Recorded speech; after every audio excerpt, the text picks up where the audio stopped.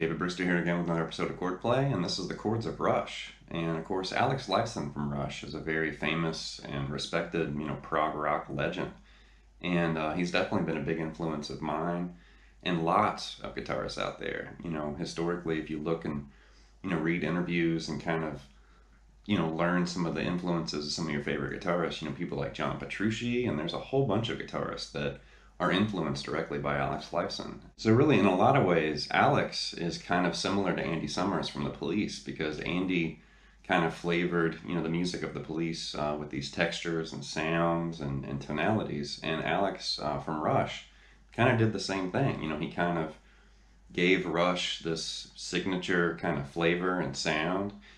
And there's a lot you can learn from studying some of their music. Before we dive in here, I just wanted to kind of state this again on camera. This is Chordplay, and I know some of the comments and messages I've received. Definitely I want to thank everybody for watching and commenting and sharing and messaging me. The support for this content and my channel has been, just overwhelmingly positive, so that's great, But the main thing that you may notice with my approach in these lessons and the content material that I'm making, my approach is really different. I'm not approaching this like, here, let me show you this song note for note, or let me show you this chord or this lick. I'm sharing concepts. I'm sharing ideas.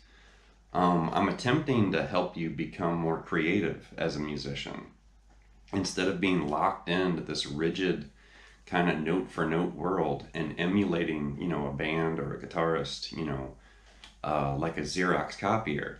That's not what I'm trying to do. I'm trying to help you become a little bit more comfortable and playful and creative with a lot of this stuff. And that's how I've always approached music. That's how I've always taught music. There is a time for you to sit there and you learn the song note for note, or the solo, note for note.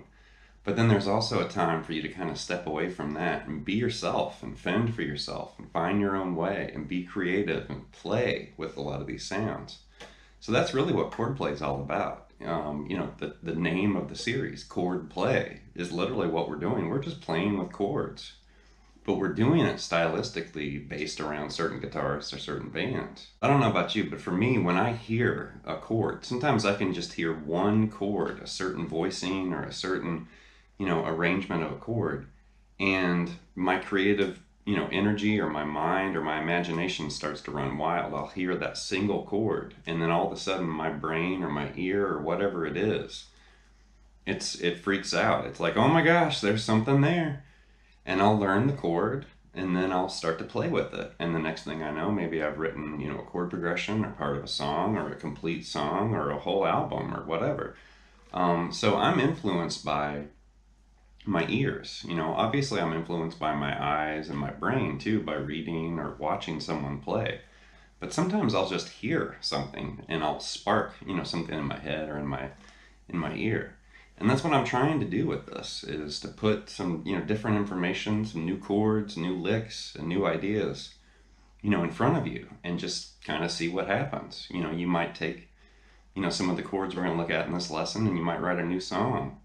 Or you might be exposed to a different Rush album or a different approach or whatever. And that's what I'm hoping will happen. You'll kind of tap into yourself. The songs that I've selected in this lesson, I'm trying to be a little different once again. A lot of what I'm going to be doing here with Late Night Lessons is me attempting to be different. Different songs, different artists. So the first example here is from Distant Early Warning, and this is a very famous and kind of familiar, song, even to non-Rush fans. A lot of people, are familiar with this song. And this has been broken down and, transcribed, but I wanted to include this song mainly because the chords are really interesting, and that's what we're looking for, interesting, chords and interesting voicings and things to kind of play with. So we're going to start with this A minor 11 shape, which is really unusual. And when you hear the song, you'll hear it kind of start with that opening chord, and Geddy's bass is kind of moving, beneath it. So there's the A minor 11, and then the chord's going to move to a C sus2, and then you're going to hear it move up to a G sus2, so way up to the 10th position there, and then it basically goes back to that A minor 11 again. Now in the tune, you'll hear Alex kind of pick through those chords eventually.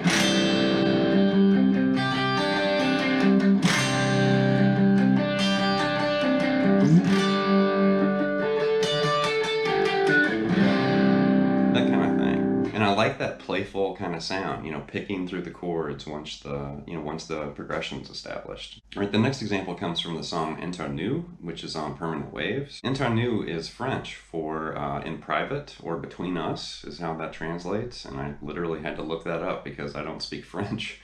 And I was just curious. I was like, yeah, what does this, how do you pronounce the name of the song and what does that mean?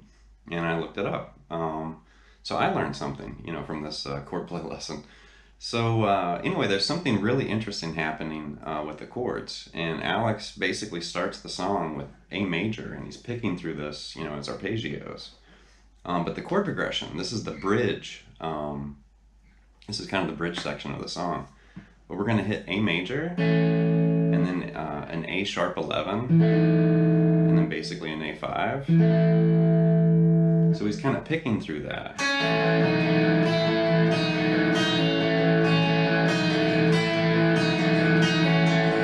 And then you're going to hear it move up to a B, which that's basically like a B over F sharp. And then it's going to move from B over F sharp to like a B sus4, and then like a B5 over F sharp. And he's picking through that too.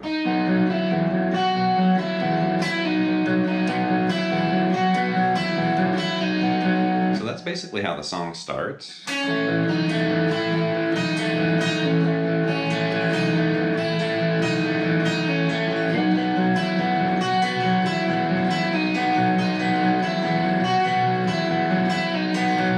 But it's really cool, like during the bridge, because he keeps moving. So he moves from the A to the B. And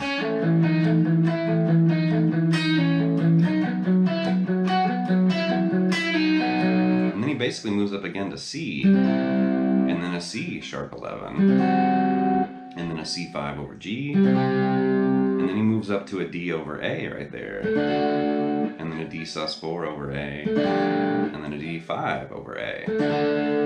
And then he ends it with this giant, E5, E5 power chord, but he's using the open strings there, so it creates this huge sound.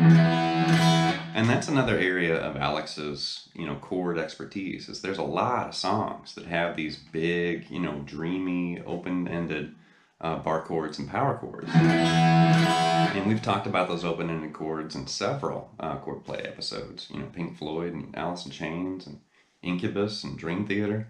And here we are again, with Rush, looking at open-ended chords. So here's that full part.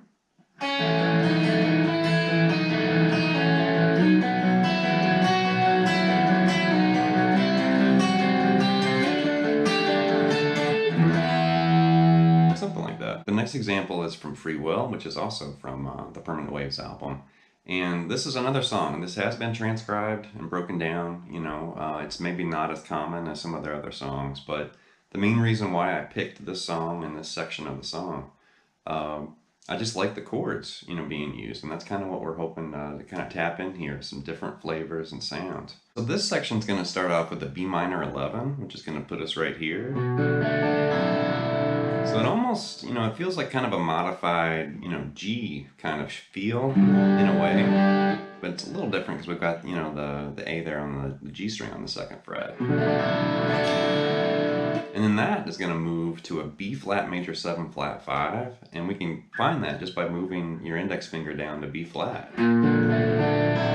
Really dark and moody chord progression there already. The first two chords, it sounds awesome.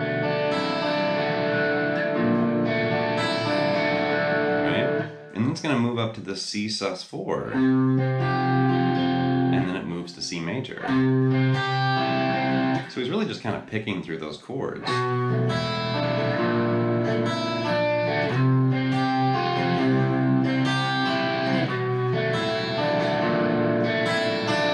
And he just goes to like D and D sus4.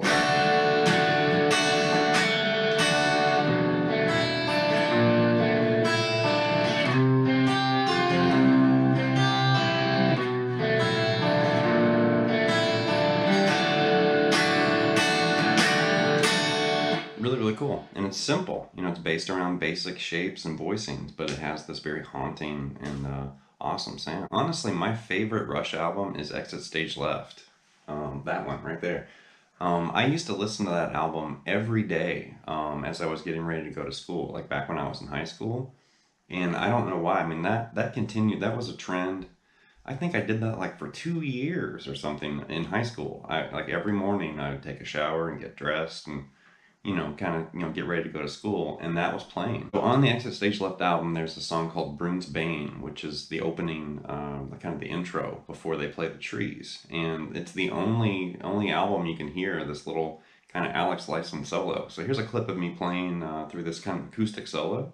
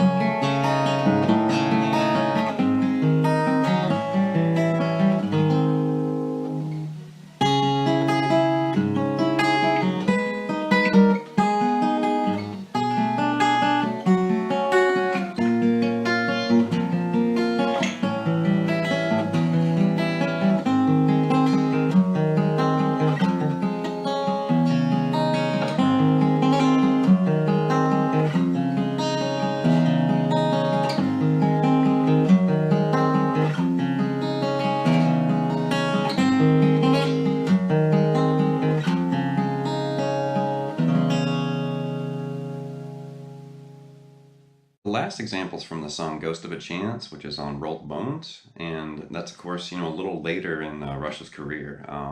It's not the same time period as, Permanent Waves or Grace Under Pressure. This is more like the early 90s kind of Rush thing. So I know the first time I ever heard this song, the chord progression grabbed my ear, and then, of course, Alex's solo in the song is amazing. I think it's one of his best guitar solos. Actually, I think I read that Alex Lifeson considers this one of his best guitar solos. Great tune, and kind of forgotten. Like a lot of people, unless you're a fan, a lot of people don't even know this song. But there's a really interesting thing happening with the chords and the progression, and he's using this kind of voice leading chord progression, which is really cool. So it's going to start off with this F sharp minor flat 13, which what I want you to do there is just think of the, bar the 9th fret from the A string to the high E.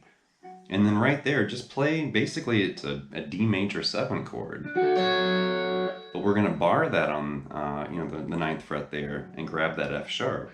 So you have this really nice chord. F sharp minor flat 13. And then you're going to basically lift up the notes that you're playing there on the D, G, and B string and just bar the 9th fret. And then that's going to become an E6 over F sharp. And then the last chord is just F sharp major right there.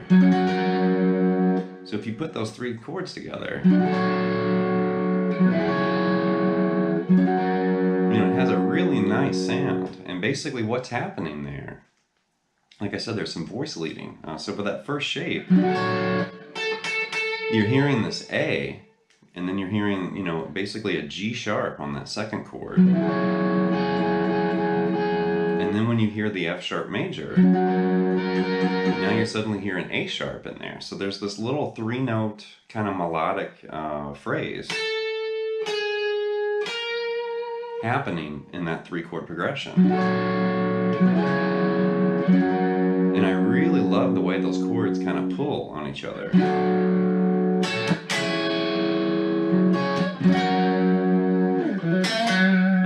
Beautiful progression.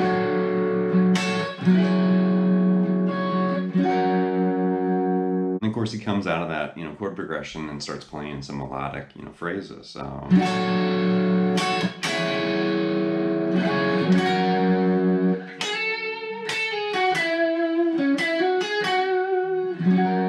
Such a cool song too. Now you could take that little 3-chord progression and actually move it all over the fretboard. Here you could do it again. And I've definitely spent some time, moving that around. Really, really cool sound. I don't know, leave some comments and some feedback, and please subscribe to Late Night Lessons, and I'll be back with more chord play and 3 for all and content before you know it. Thank you.